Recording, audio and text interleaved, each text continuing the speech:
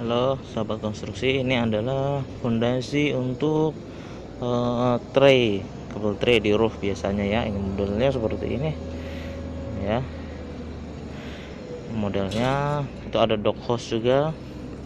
Itu dock hose untuk tempat keluarnya kabel-kabel, terus tray ya nanti ya, seperti ini. Bentuknya unik, bagus ya.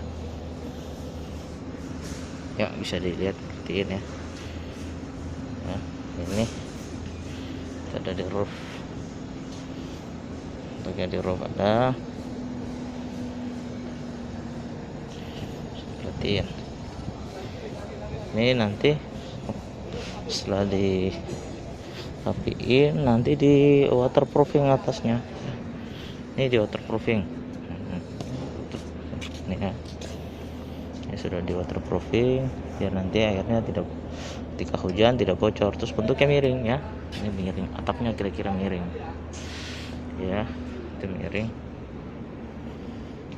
Ini sama.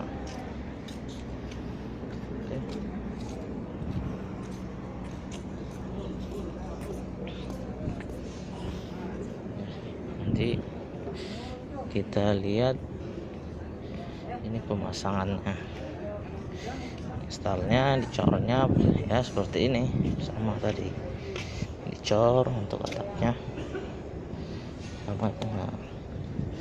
Ini contoh ngecornya jadi ya. Ini dikasih tali air, ini tali air sebelum dicor. Ini dikasih tali air pakai karet, nanti ketika di